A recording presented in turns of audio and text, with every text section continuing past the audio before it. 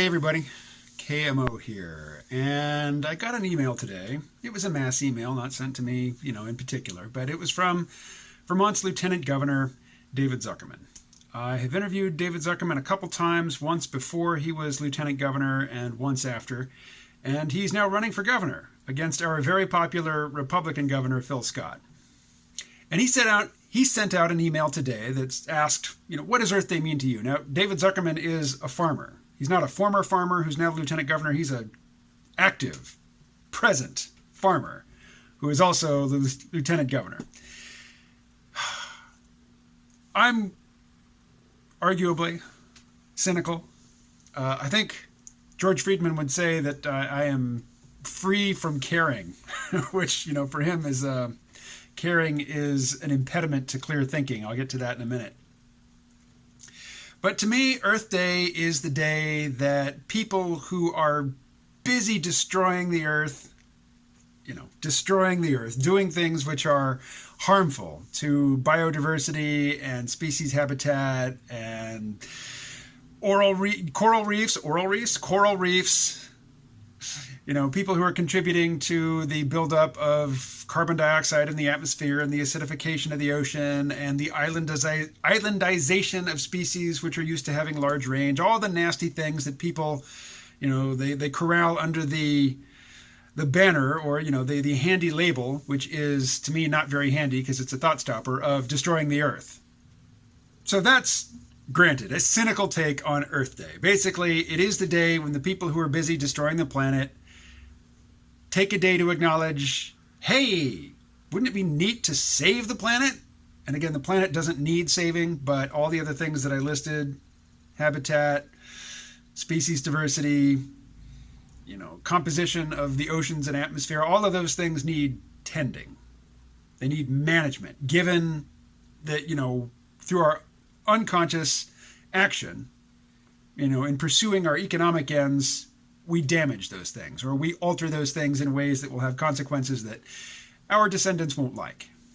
But for me, Earth Day in particular means Earth X. It is a convention or an expo that takes place in Dallas, Texas every year around Earth Day. And I went last year. I would have gone this year, if it weren't for the pandemic. And I'm not in a position to be globetrotting to attend these types of things on my own dime. I would have gone there, expenses paid by the organization that pays me to write and draw the weekly Geb comic strip. So I have to be very careful about what I say here. I don't have to, but just out of courtesy, I will moderate my comments and take a break from my cynicism and understate my impression, which is to say that I think it's a lot of talk, it's a lot of feel-good nonsense. It doesn't really change the trajectory of industrial civilization as it interacts with the biosphere. And perhaps I should say global capitalist industrial civilization. And in contemplating, what does Earth Day mean, I flashed to George Friedman. George Friedman, who is the mentor of Peter Zeihan. He's got his own geopolitical consulting group. You can get 3 months worth of content for free and then only $60 a year to continue to get their email newsletter and have access to their website. Cheaper than the Financial Times, considerably cheaper, but still more than I'm willing to pay. So I found this video by George Friedman. It's very short. I'll link to it in the description for this video below. He said the major problem, the major dysfunctional attitude that people have is caring. Caring deeply. Why is that a problem? Particularly if you care about something valuable like the Earth or like being against oppression? Well, because if you care deeply, it means you've made up your mind and you're basically impervious to evidence which would support a view that is contrary to your own. Which is to say, if you care deeply, you have taken leave of your critical faculties. You're not using them as you could and probably should. So there is a virtue in being able to detach. For example, Nazis were eugenicists. There are people, they call themselves transhumanists, who think that human beings should improve themselves along a variety of axes, including cybernetic implants, new methods of education, and possibly gene line genetic engineering, which is to say changes to our genome which can be passed on. Well, that's eugenics, and the Nazis were eugenicists. So if you're thinking about doing that, you're a Nazi. And we all care deeply about not being Nazis, if for no other reason, for, matters of purely practical self-preservation. Whereas, somebody like Richard Dawkins can ignore, that cascade of associations which leads to condemnation. If you ask what seems, at a distance to be a fairly innocuous question, most people see that sequence of associations leading to a label which is damaging, and they say, want nothing to do with that. Whereas Richard Dawkins, he's like, I can set aside that particular concern and pursue this line of reasoning and see where it takes me. Whereas most people, or a great many thought leaders will say, in our society say, no, you can't even ask that question. If you ask that question, you're a Nazi. And we hate Nazis, and Nazis get punched in the face, and it is virtuous to punch Nazis. So if you ask that question, if you consider following a chain of questions and appealing not to thought-stopping attitudes and slogans, but, looking around for actual evidence which apply to the question, there are a great many cultural gatekeepers who say, no, you may not ask that first question. If you do, we condemn you, we cancel you, and we will do everything we can to sabotage your ability to make money and support your family and live a normal life. You will be hounded and shamed. Dawkins eats it up. He wrote a book, published a book in 1976, which has sold 10 million copies. You can't cancel him, into the poorhouse. You can't. And in fact, the people who really like him will be energized by any attempts you make to cancel him. There's actually a term that Dawkins and people who enjoy his work and enjoy talking about topics inspired by his work, I can't bring it to mind, but there is a phrase that they use for disassociating or disconnecting, at least temporarily, from the sentiments that everybody is expected to hold if they are, if they are to be considered decent people, and interesting intellectual puzzles, questions, lines of inquiry, quandaries, things like that. There's a term for decoupling, and pursuing certain questions, certain lines of inquiry, free of the emotional baggage that, for very practical purposes, most of us have to consider. We have to take into account when pursuing ideas in public. And if you know what that phrase is, please post a comment. I mean, it's in here somewhere. It's not coming up on command. Another opinion I've heard George Friedman relate in various interviews is that there's really no point in changing anything about the economy right now in order to do anything about climate change. His point is that what would be required would be so onerous, it would be so impoverishing to so many people that once the actual effects of, say, the new Green Deal, the economic effects, the effects on lifestyle, once they became apparent, nobody would agree to it, or very few people would agree to it. Masochists and sadists would agree to it, but normal people would say no. And George Friedman's position is that there will be things in the future, we will have technological options in the future that we don't have now. Rejoinders to that leap to mind for me. For example, we will not have the option in the future of having curtailed carbon emissions now. We will never have the opportunity after today of having started today. But, his position is, and I don't know that he lists specific technologies, but there will be options for rapid drawdown of carbon, atmospheric carbon that won't cost that much in the future, won't be that difficult, won't be impoverishing. I'm reminded of an opinion that somebody who was like my first example, the first person in my life, online life, this is back on LiveJournal around the turn of the century, this person was the first real vivid example in my experience of somebody whose left-wing opinions are so extreme, so annoying, so just unconcerned with real-world consequences to people. It just seemed like a bizarre caricature. And this person was one of two people who ever blocked me on LiveJournal. The other was an arch right-winger.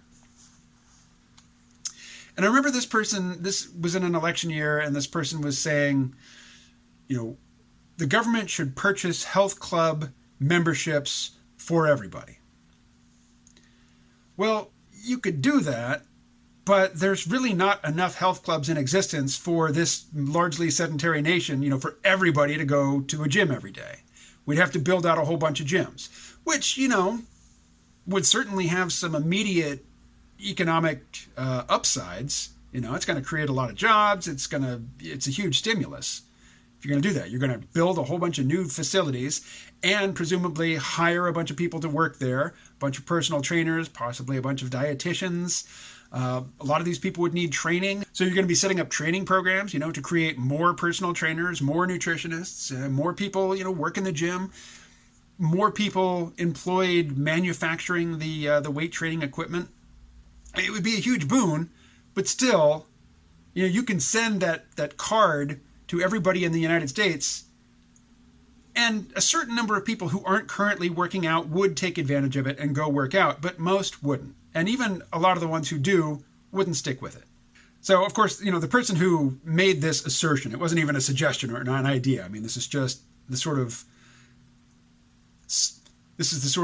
self-certainty and conviction that is completely, as George Friedman would say, is completely insulated from any questions of practicality or real-world feedback, because this person cares deeply. Well, yeah, you couldn't get everybody to go, but you could force everybody to go. You could punish them for not going. You could fine them.